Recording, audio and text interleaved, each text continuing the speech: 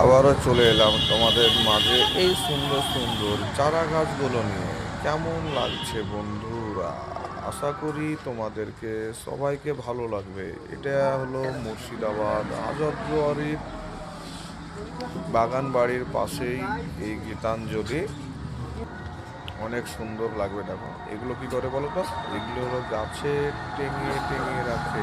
গাছ না, এটা হলো ঘর, ঘরের মাঝে রাখতে হয়। আমি দু একটা কথা হয়তো ভুল বলছি। দেখছো তো, একদম রাস্তা লাগা। এই কোয়ালিটিটাও অনেক সুন্দর হয়েছে। এটা পান পাতা, অথবা আমি নাম জানি না, তবে দেখতেও অনেক ভালো লাগছে। দেখো চারিদিকটা ঘুরিয়ে ঘুরিয়ে দেখাবো। সবাইকে যদি ভালো লাগে অবশ্যই চলে আসবে। দেখো এই লাল গাছগুলো, এগুলি হলো জমি গাছ।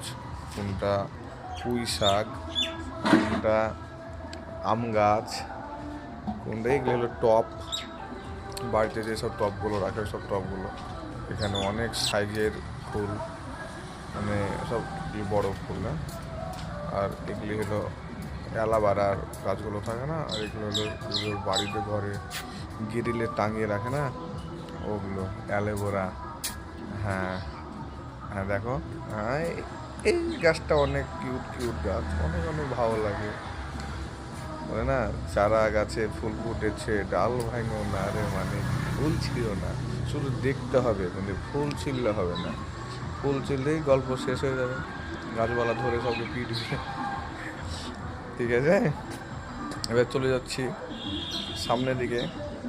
সামনের দিকে আস্তে আস্তে এবার এগাবো। তোমরা চারিদিকের ভিউগুলি দেখে নাও কেমন লাগছে। এবার বাইরে বেরিয়ে গিয়ে তোমাদের যার যার ভালো লাগবে সবাই চলে আসবে। এই আমাদের নাম্বার। সবাই ভালো থাকবেন, সুস্থ